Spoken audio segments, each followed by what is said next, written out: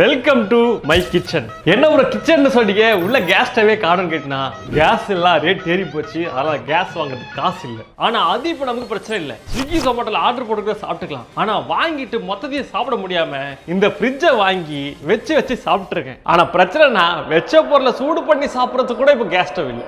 அவஸ்தப்பட்டு அதுக்காக தான் ஒரு வழி கண்டுபிடிச்சிருக்கேன். ஆனா அதுக்கு முன்னாடி சப்ஸ்கிரைப் பண்ணிங்க.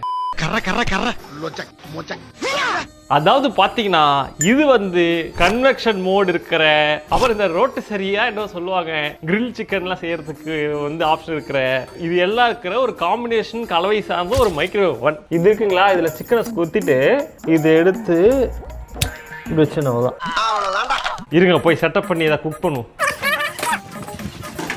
இந்த மைக்ரோவேவ் நம்மளை ஏமாத்துறதுனால நம்மளை ஏமாறுற மாதிரி எனக்கு தெரியல. இது எப்படின்னு இங்க பாருங்க, இதை டீ போடலான்னு போட்டிருக்கா.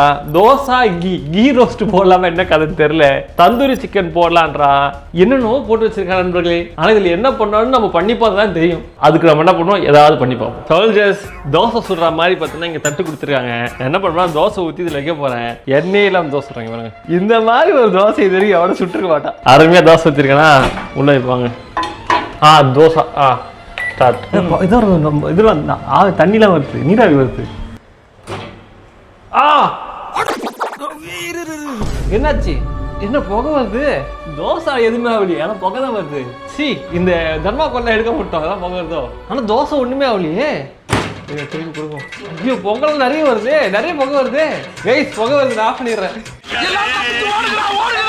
எனக்கு என்னன்னா புகை இஷ்டத்துக்கு வந்துச்சு. ஆனா இந்த தோசை மாவு இன்னும் கொஞ்சம் கூட சூடால. இங்க பாருங்களேன், இங்க பாருங்க இன்னும் புகை வந்துருக்குது.